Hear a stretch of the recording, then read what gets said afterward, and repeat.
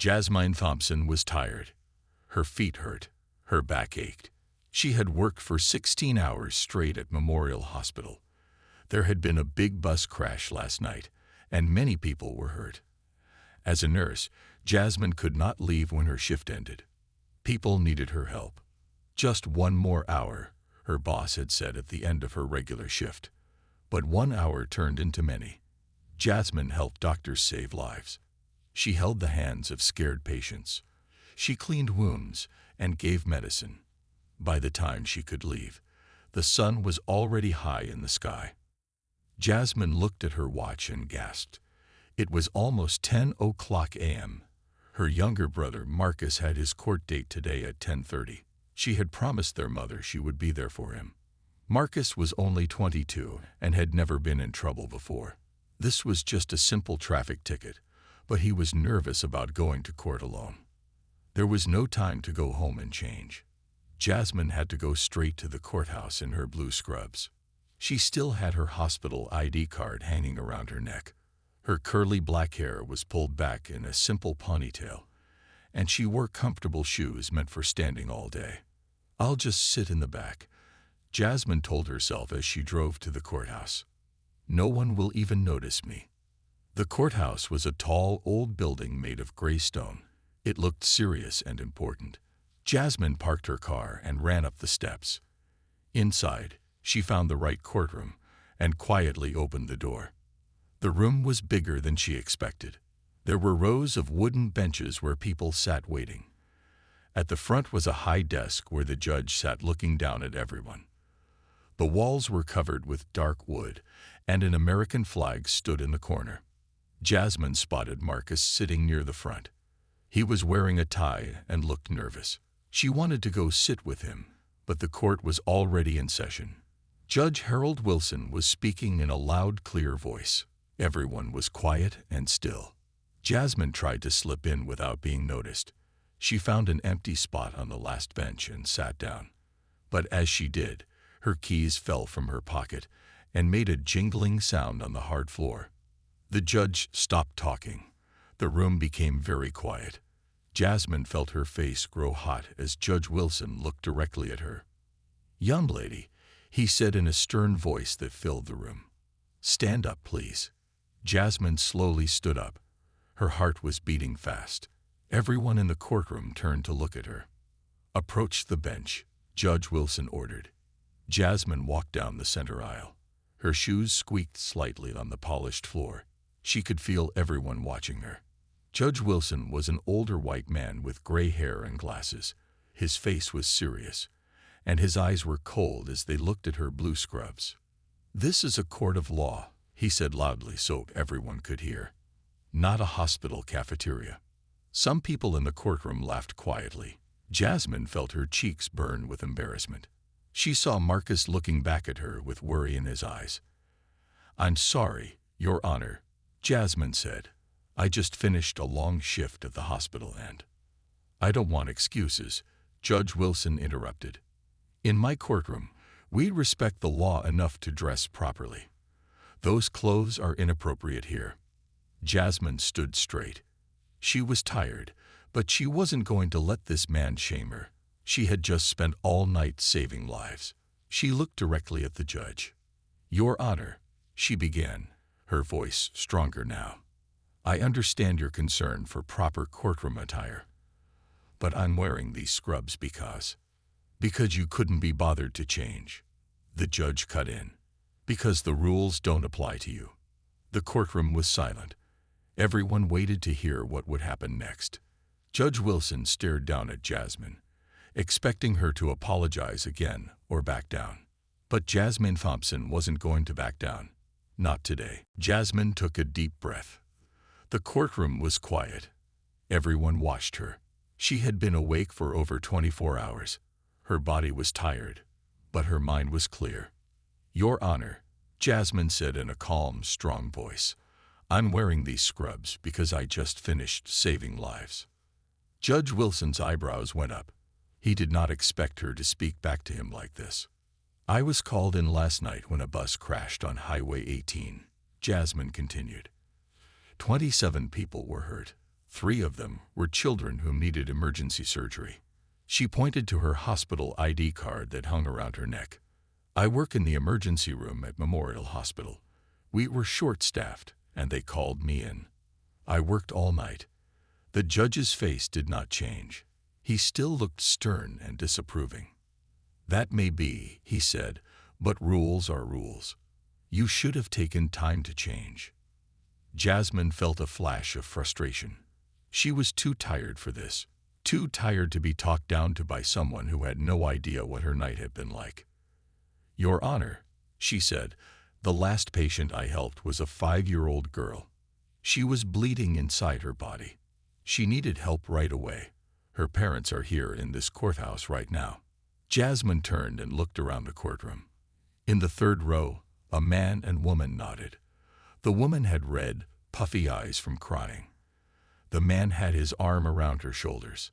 Those are her parents, Jasmine said, pointing to them. They brought their daughter to the ER at midnight. I was supposed to end my shift at 7:00 a.m., but I stayed with them and their daughter until 9:30 this morning when the doctor said she would be okay. A few people in the courtroom began to murmur. Judge Wilson tapped his gavel on the desk, telling them to be quiet. Then I rushed here, Jasmine said, because I promised my brother I would be with him today. I chose to come straight here instead of going home to change. I chose to keep my promise to my family. Marcus sat up straighter in his seat. He looked proud of his sister now. These scrubs might not look fancy, Jasmine said, touching the blue fabric of her uniform. But they stand for something important. They stand for care and helping others when they need it most. The courtroom was very quiet now. No one moved. Even the court officer, who usually looked bored, was paying attention. Your Honor, Jasmine said, looking directly at Judge Wilson, you wear those robes because they stand for justice and respect for the law. I wear these scrubs because they stand for healing and protecting life. Both are important. Judge Wilson's face changed a little. Something in his eyes softened. I mean no disrespect to this court, Jasmine said, but I also cannot apologize for doing my job and then coming here to support my brother. She stood tall despite her tired body. The fluorescent lights of the courtroom made the dark circles under her eyes more visible, but there was a quiet dignity in how she held herself. A moment passed, then another. Judge Wilson looked at Jasmine, really looked at her for the first time. He seemed to be thinking. Then something unexpected happened. The father of the little girl Jasmine had helped stood up. Your Honor, he said in a shaky voice, this woman helped save my daughter's life last night. Our little girl would have died without nurses like her. She deserves respect, not criticism. Judge Wilson turned to look at the man. Court rules said people should not speak unless called on, but the judge did not scold him. More people began to stand up. An older woman with a cane, a young man in a business suit, a pregnant woman who had been sitting near the back. I'm a teacher, the older woman said. This nurse taught my grandson last year when he was in the hospital for 3 weeks. She wore those same scrubs then. She helped my wife last summer, the man in the suit added. She stayed 2 hours after her shift to make sure we understood the medication instructions. One by one, people in the courtroom began to share stories about nurses who had helped them or their families. Some of them knew Jasmine. Others were speaking about different nurses, but they all stood together. Judge Wilson watched, his face showing surprise. This had never happened in his courtroom before. Judge Wilson raised his hand, asking for quiet. The room slowly became still again. He looked troubled, like a man who just realized he had made a mistake. Order in the court, he said, but his voice was softer now. He looked at the people who had stood up for Jasmine. Then he looked back at Jasmine herself. Miss Thompson, the judge said, surprising Jasmine by using her name. She had not told him her name. He must have read it from her ID card. I think I need to ask you something. Jasmine nodded, waiting. The little girl you helped last night, he said. What was her name? Lily, Jasmine said. Lily Chen. She's 5 years old. Judge Wilson's face changed completely. The stern look was gone. He looked shocked. "Lily Chen is my granddaughter," he said quietly. A murmur swept through the courtroom. Jasmine's eyes widened. She looked at the couple who had stood up earlier. Now she could see it. The woman had the same nose and eyes as Judge Wilson. "My daughter Emily married David Chen 7 years ago," Judge Wilson explained. "I was in a meeting all morning. I turned off my phone. I didn't know." His voice trailed off. He looked at the couple again, and the woman, his daughter, nodded with tears in her eyes. "Dad," she said, "this nurse stayed with Lily all night. She held her hand during the tests. She explained everything to us in simple words when we were too scared to understand the doctors." Judge Wilson removed his glasses and rubbed his eyes. When he looked up, his face was different.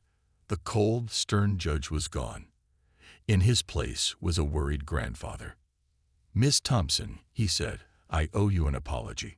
The courtroom was silent again, but it was a different kind of silence. Not tense, but full of emotion. "It seems I have been—" Judge Wilson searched for the right word. "I have been unfair. And more than that, I have been ungrateful to someone who helped my family when they needed it most." Jasmine stood straight, but her face had softened too. "Your Honor," she said, "you didn't know. And I understand that courts have rules." Judge Wilson shook his head. "Rules exist for good reasons, but sometimes we forget why we have them." He looked around the courtroom. "The purpose of proper dress in court is to show respect. But there are many ways to show respect." He looked back at Jasmine in her wrinkled blue scrubs. "And there are many kinds of service worthy of our respect." Then Judge Wilson did something that shocked everyone. He stood up. Judges always sat on their high bench, looking down at everyone else. But Judge Wilson stood up and stepped down from the bench. He walked around to where Jasmine stood. "Miss Thompson," he said, extending his hand to her, "thank you for helping save my granddaughter's life. Thank you for your service to our community. And please accept my sincere apology." Jasmine took his hand and shook it. "Thank you, Your Honor." Then Judge Wilson turned to the court officer. "Please bring Miss Thompson a chair. She has been on her feet for far too long already." The officer quickly brought a comfortable chair, and Jasmine gratefully sat down. Her tired legs finally had a rest. "Now," Judge Wilson said, returning to his bench, "let us continue with today's cases, and let the record show that in this courtroom we respect not just the letter of the law, but the spirit of service in all its forms." He looked at Marcus, Jasmine's brother. "Mr. Thompson, please approach the bench to discuss your case." Marcus walked forward, standing straighter than before. He looked at his sister with pride. Jasmine gave him an encouraging smile. As Judge Wilson began to speak with Marcus about his traffic ticket, people in the courtroom looked at Jasmine with new eyes. They saw not just a woman in work clothes, but someone whose work mattered deeply, someone who deserved their respect. The mother of little Lily Chen came over and quietly sat next to Jasmine. She took Jasmine's hand and squeezed it, unable to speak through her tears. No words were needed. In that simple touch was all the gratitude a mother could give. Judge Wilson spoke kindly to Marcus about his traffic ticket. He listened carefully to Marcus's explanation about why he had made an illegal turn. Marcus explained that he was new to driving and had gotten confused by the signs. "I see," said Judge Wilson. "First-time offenses can be learning moments." He looked at some papers on his desk. "I'm going to reduce the fine to $50, and you will need to take a one-day driving class. If you do that, no points will go on your license." Marcus smiled with relief. "Thank you, Your Honor." After the judge finished with Marcus's case, he called a short break. People began to talk quietly among themselves. Many came over to speak with Jasmine. An old man with a cane tapped her gently on the shoulder. "My wife was in Memorial Hospital last month," he said. "The nurses there were angels. They made her comfortable in her last days." A young mother with a baby said, "I had my son 3 months ago at Memorial. A nurse named Teresa stayed 2 hours after her shift ended to help me learn how to feed him. Jasmine smiled, touched by their words. Thank you for telling me that. I'll share it with my coworkers. The court officer, a tall man with a serious face, brought Jasmine a cup of water. My son wants to be a nurse, he said quietly. People tell him it's a woman's job. I'm going to tell him about you. Jasmine took the water gratefully. Tell him it's a human job, she said. Helping others is for everyone. Meanwhile, Judge Wilson had stepped into his private chamber. He called Memorial Hospital. He wanted to learn more about what had happened with his granddaughter. He also wanted to thank the hospital staff. When the break ended, Judge Wilson returned to the courtroom. His face looked different now. The stern mask was gone. He looked more human, more kind. Before we continue with our cases, he said, I want to say something to this court.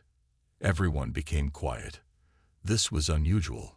Judges didn't often make speeches in the middle of court sessions. This morning, Judge Wilson began. I was reminded of something important. Our community is held together by many kinds of service. We have laws and rules, yes, but we also have something more valuable. We have people who care for others. He looked at Jasmine as he spoke. Miss Thompson reminded me that respect comes in many forms. The respect shown by proper dress in court is one kind, but the respect shown by staying at a child's bedside all night, by holding the hand of someone in pain, by being there when needed most, that is a deeper kind of respect. The kind that truly matters. People nodded in agreement. Some looked at Jasmine with new admiration. I just spoke with the chief of staff at Memorial Hospital. Judge Wilson continued. I learned that many of their nurses and doctors worked double shifts last night because of the bus accident. I learned that Ms. Thompson has done this many times before. It is not unusual for her to stay late, to go above what is required. Judge Wilson cleared his throat. His voice had become emotional. I believe we owe a debt to those who serve our community in this way. And so, I am announcing today that I will be working with the county to create a new program. We will establish a Community Service Recognition Day each year to honor those whose work, like Ms. Thompson's, often goes unnoticed, but is essential to our well-being. A murmur of approval spread through the courtroom. And Judge Wilson added, I will personally be donating to create a scholarship fund for nursing students at our community college. It will be named after my granddaughter, Lily Chen, who is alive today because of dedicated nurses like Miss Thompson. At this, several people began to clap. Others joined in. Soon, the whole courtroom was filled with applause. Judge Wilson let it continue for a moment before gently raising his hand for quiet. Now, Miss Thompson, he said, I believe you have been awake for over 24 hours. Court Officer Jenkins will drive you home. Your brother's case is resolved. You both are free to go. Jasmine stood up, feeling a mix of emotions, pride, relief, and a bone-deep tiredness that was finally catching up with her. Thank you, Your Honor, she said simply. As she turned to leave, Judge Wilson spoke once more. And Miss Thompson. She looked back at him. Those scrubs, he said with a small smile. They look perfect on you. Outside the courtroom, reporters had gathered. Word had spread quickly about what happened inside. As Jasmine and Marcus walked out, camera flashes lit up around them. Ms. Thompson, can we have a statement? A young woman with a microphone asked. Jasmine was surprised. She had not expected this attention. She was just a nurse who had stood up for herself. I don't know what to say, she said honestly. Marcus put his arm around his sister's shoulders. My sister is a hero, he told the reporters. But she's also very tired. She needs to rest now. A tall reporter stepped forward. Miss Thompson, how do you feel about Judge Wilson creating a scholarship in his granddaughter's name because of you? Jasmine thought for a moment. It's not because of me, she said. It's because of all nurses and healthcare workers. We do our jobs every day without much notice. I'm just happy if this helps people see the important work we do. Court Officer Jenkins, a kind-faced man with gray hair, gently moved through the crowd. Excuse me, folks. Judge's orders.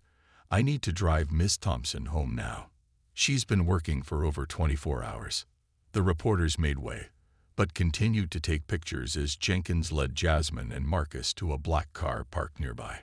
"You made quite an impression in there," Jenkins said as he opened the car door for Jasmine. "I didn't mean to," Jasmine said, settling into the back seat. "I just wanted to support my brother."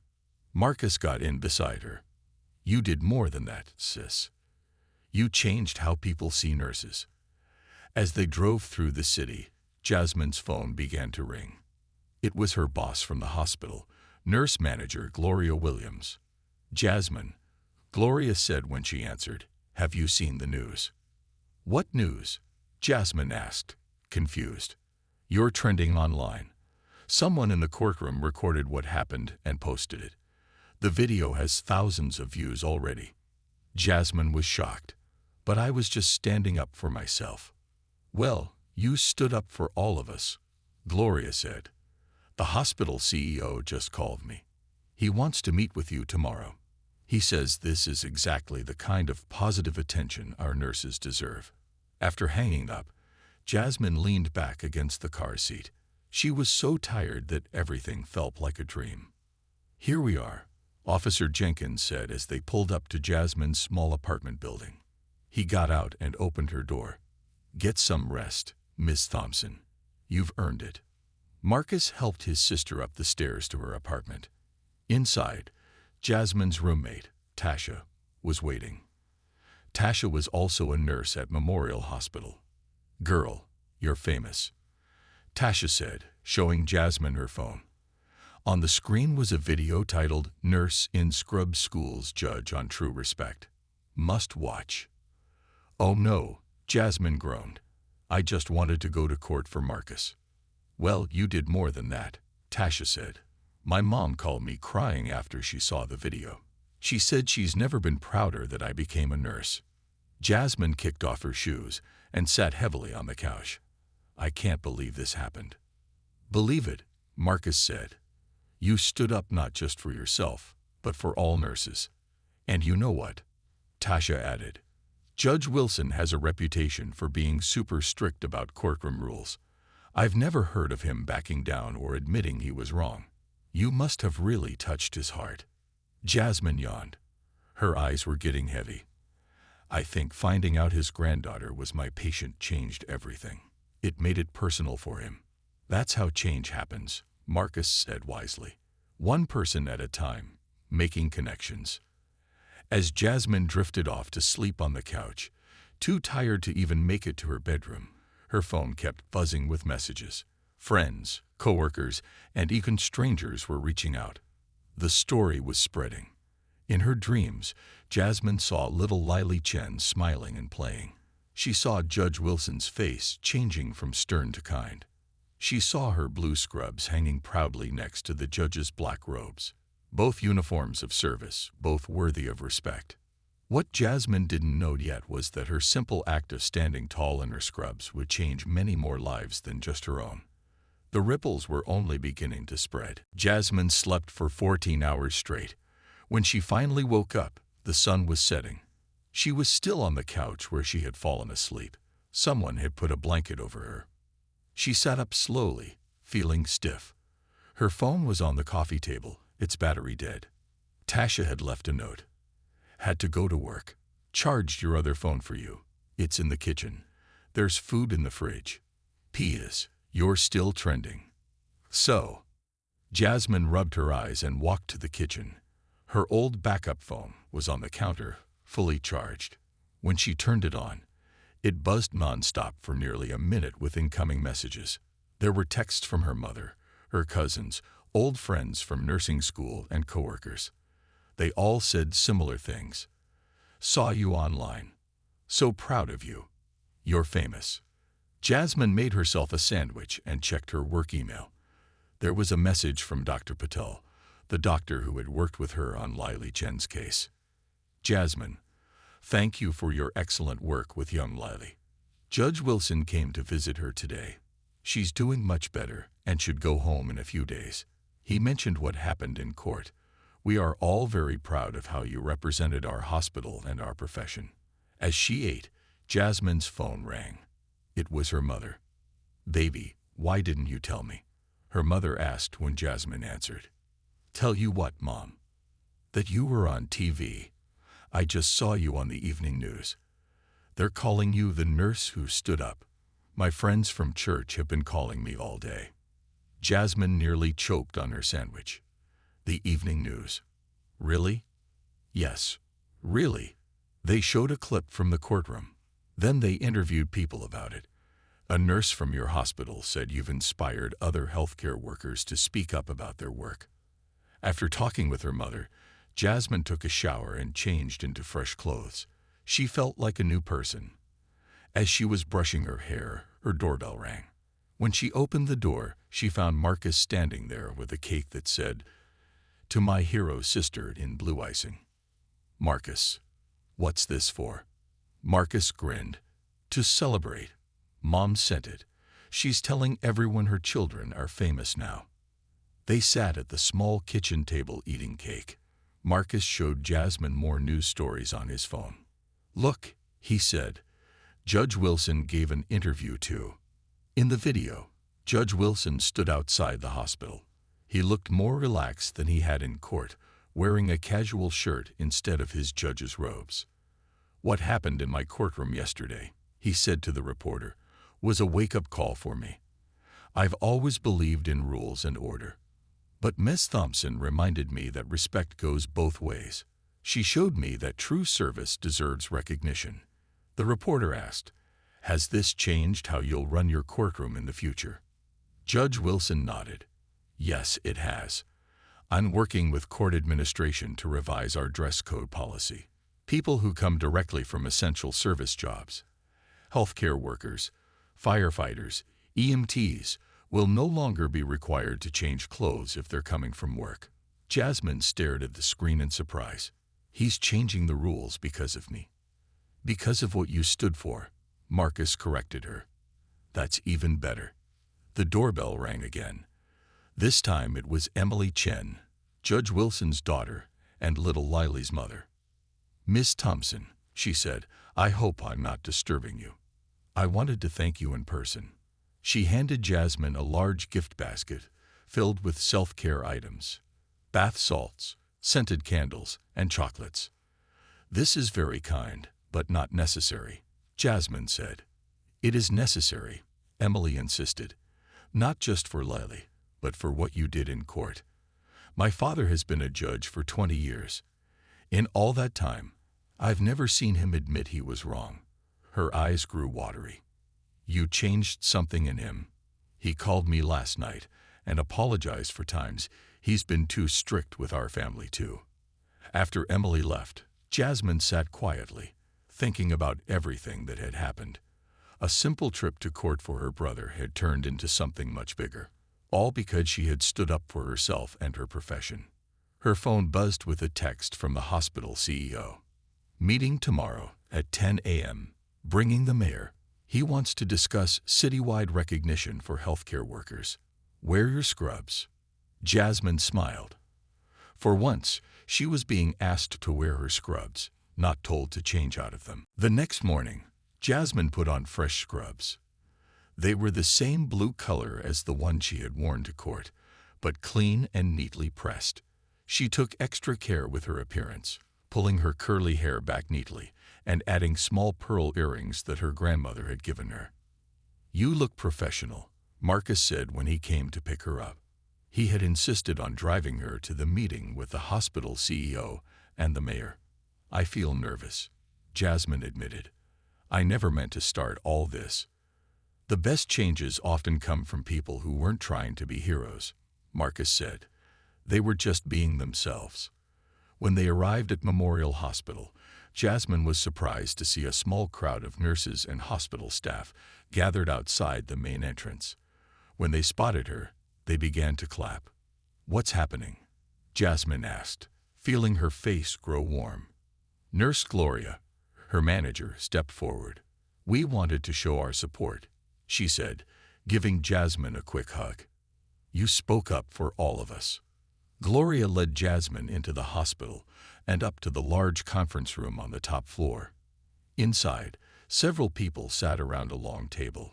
Jasmine recognized Dr. Patel, the hospital CEO Dr. Williams, and Mayor Garcia. But she was shocked to see Judge Wilson there too, along with Emily Chen. "Miss Thompson," the mayor said, standing to greet her, "thank you for coming." Jasmine shook his hand, trying to stay calm. "Thank you for having me. Please, sit down," Dr. Williams said, pointing to an empty chair. "We have some important things to discuss." Once everyone was seated, Dr. Williams began. "Ms. Thompson, your experience in Judge Wilson's courtroom has started an important conversation in our community. It has made many people think about how we treat essential workers." Mayor Garcia nodded. "I've received hundreds of emails from citizens asking what we can do to better recognize healthcare workers, emergency responders, and other essential service providers." Judge Wilson cleared his throat. "As I mentioned to the press, I'm already working to change the dress code rules in our courts, but I believe we can do more. That's why we're here," the mayor continued. "We want to create a new city program called Essential Respect. It would give special recognition and certain benefits to those who work in essential services." Dr. Patel added, "Things like priority parking at government buildings, special lines at the DMV, and perhaps most importantly, education about the vital work these people do." Jasmine listened carefully.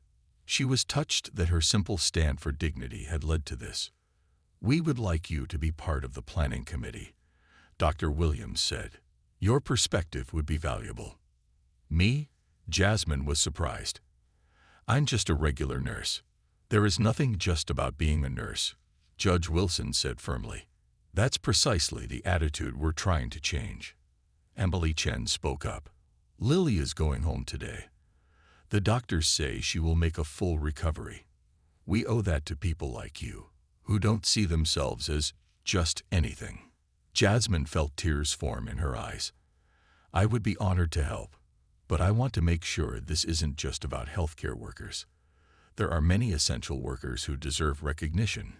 Teachers, sanitation workers, bus drivers." Mayor Garcia smiled. "That's exactly why we need you on this committee. You see the bigger picture." After the meeting, Jasmine walked out of the hospital with a new job title, co-chair of the Essential Respect Initiative. She would work with Judge Wilson, who had volunteered to be the other co-chair. As they left the meeting room together, Judge Wilson said quietly, "I've been a judge for 20 years, Miss Thompson. I've seen many people in my courtroom, but I've rarely seen the kind of dignity and poise you showed. Thank you, Your Honor. Please, call me Harold outside of court." He smiled. "I think we're going to make a good team." As Jasmine walked through the hospital halls back to the entrance, nurses and doctors nodded at her with new respect. A young nursing student stopped her. "Miss Thompson, I just wanted to say that you're the reason I'm staying in nursing school. I was thinking of quitting, but after seeing how you stood up for our profession, I'm going to stick with it." Jasmine felt a warm glow inside. Sometimes the biggest changes started with the smallest stands. 3 months passed quickly. Jasmine continued her regular job as a nurse at Memorial Hospital. But now she also spent 2 evenings each week working on the Essential Respect Initiative with Judge Wilson and the committee they had formed. The group included a teacher, a bus driver, a grocery store worker, a firefighter, and several other people who did essential work. They met in a room at the City Hall to plan how to make life better for workers like themselves. "We've made good progress," Judge Wilson said during one meeting. "The City Council has approved our first 5 proposals." Jasmine nodded, looking at the list they had created. 1. Special parking spots for essential workers at government buildings. 2. A new holiday called Essential Workers' Day. 3. Free bus rides for anyone wearing a work uniform. 4. A scholarship program for people studying to be essential workers. 5. Posters in public places explaining what essential workers do. "The mayor wants us to present our work at the big town meeting next week," Judge Wilson added.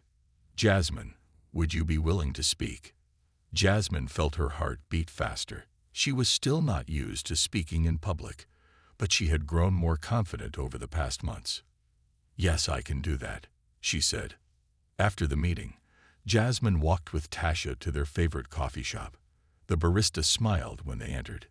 "Hey, it's the Scrubs ladies," he said cheerfully. "Your coffees are on the house today." Tasha grinned at Jasmine. "See, the essential respect thing is already working." "But we haven't even started the program officially yet," Jasmine pointed out. "Doesn't matter," Tasha said. "People are thinking differently now. That video of you in court changed how they see us." As they sat with their free coffees, Jasmine's phone rang. It was Emily Chen. "Jasmine," Emily sounded excited. "I have wonderful news. Lily's doctor says she's completely recovered. No more checkups needed." "That's fantastic," Jasmine said, truly happy for the family. "We're having a small party this weekend to celebrate. We'd love for you to come. My father will be there too, of course." After Jasmine hung up, Tasha raised an eyebrow. "Judge Wilson and his family, you're moving in high circles these days." Jasmine shook her head. "It's not about high circles. It's about connections. We're all connected in ways we don't always see." The weekend came, and Jasmine went to the Chen family's home. It was a nice house in a quiet neighborhood, with flowers in the garden and a swing set in the backyard. Lily, now fully recovered, ran to hug Jasmine when she arrived. "Nurse Jasmine, look at me. I can run again." Jasmine hugged the little girl, remembering how pale and still she had been in the hospital just a few months ago. "You look fantastic, Lily." Judge Wilson, wearing casual clothes and looking relaxed, came over with a glass of lemonade for Jasmine. "She talks about you all the time," he said, looking at his granddaughter with love. "You're her hero." "I was just doing my job," Jasmine said. "And standing up for it when it mattered," he added. "That's what made the difference." Later, as the family and guests enjoyed cake in the garden, Emily clinked her glass to get everyone's attention. "We have an announcement," she said, standing with her husband. "We've decided to start a foundation in Lily's name. The Lily Chen Foundation will provide support for children of essential workers who need help with medical bills." Everyone clapped. Lily bounced up and down with excitement, not fully understanding but happy to be the center of attention. "And," Emily continued, "we've asked Jasmine to be on the board of the foundation, and she has agreed." More applause filled the garden. Judge Wilson put a hand on Jasmine's shoulder. "From being scolded in my courtroom to sitting on the board of my family's foundation," he said quietly. "Life takes unexpected turns, doesn't it?" Jasmine nodded, watching Lily play with other children. "The best kind of turns," she said. As the sun began to set, casting a golden glow over the garden party, Jasmine thought about the chain of events that had led her here. One moment of standing up for herself had created a ripple that kept growing larger. And now, that ripple was becoming a wave of positive change. 1 year had passed since that day in the courtroom. Jasmine stood in front of the large mirror, adjusting her blue dress. Today was a special day. The city was holding the first annual Essential Workers' Day celebration. "You look beautiful," her mother said, helping her with a simple silver necklace. "I'm so proud of you." "Thanks, Mom," Jasmine said. "I'm nervous about giving the speech." "Just speak from your heart, like you did in that courtroom." Marcus drove Jasmine and their mother to the city park, where the celebration was being held. A large stage had been set up, with rows of chairs facing it. Many people were already there, filling the seats and standing around the edges. Some wore uniforms, nurses in scrubs, firefighters in their gear, teachers with school pins, bus drivers in their caps. Mayor Garcia greeted Jasmine warmly. "The woman of the hour. Are you ready?" Before she could answer, Jasmine heard someone call her name. It was Lily Chen, running toward her in a pretty yellow dress. Behind her walked Emily and Judge Wilson. "Nurse Jasmine, look what I made for you." Lily held up a hand-drawn picture of a nurse in blue scrubs with a big smile. At the bottom, in a child's uneven writing, it said, "My hero." Jasmine knelt down to hug the little girl. "It's beautiful, Lily. Thank you." Judge Wilson, now a close friend and colleague, shook Jasmine's hand. "Big day. The first essential workers' day in the country. Other cities are already talking about copying our idea." "I still can't believe all this happened because I wore scrubs to court," Jasmine said. "No," Judge Wilson corrected her. "It happened because you stood up with dignity and made us all see something we had been missing." The ceremony began. Mayor Garcia spoke about the new programs the city had created. The Essential Respect Initiative had grown beyond what anyone expected. Now, essential workers receive many benefits: special health care options, educational opportunities for their children, and public recognition of their work. Then it was Jasmine's turn to speak. She walked to the microphone. Looking out at the large crowd, she saw her family, her coworkers, and many people she didn't know. All were watching her with respect and interest. "1 year ago," Jasmine began, "I went to court wearing my scrubs after working all night. I was tired. I just wanted to support my brother. I never expected what happened next." She paused, remembering that day. "Judge Wilson scolded me for my clothes. At first, I felt shame. But then I remembered the work I had done that night, helping people, saving lives. And I stood up for myself and for my work." The crowd was silent, listening closely. "What I learned that day is that respect is not about what you wear. It's about what you do." The nurse in scrubs, the teacher with chalk dust on her clothes, the sanitation worker in a uniform. We all deserve respect for the essential work we do. People nodded, and some clapped softly. I also learned that change can happen when we speak up. One voice can make a difference, but many voices together can change the world. The applause grew louder. "Look around you today," Jasmine continued. "See how many essential workers are here. See how many lives they touch. Without them, our community could not function. Today, we celebrate them. Not just today, but every day. They deserve our thanks and respect." As Jasmine finished her speech, the crowd rose to their feet, clapping and cheering.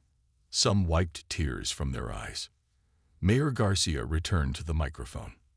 "And now, I have a special announcement. The state legislature has just passed a law that will extend the Essential Respect program to the entire state. Starting next month, essential workers across the state will receive the same recognition and benefits we pioneered here." The crowd erupted in even louder applause. Jasmine stood there, amazed at what had grown from that one moment in court. After the ceremony, as people mingled and celebrated, a young black girl, maybe 10 years old, approached Jasmine. "Miss Thompson," she said shyly, "I want to be a nurse like you when I grow up." "That's wonderful," Jasmine said, smiling at her. "It's hard work, but it's worth it." "My mom says you changed things for us," the girl continued. "She says you made people see us." Jasmine knelt down to the girl's level. "What's your name?" "Melissa." "Well, Melissa, remember this. No matter what you wear, no matter what others say, you have value. Your work has value.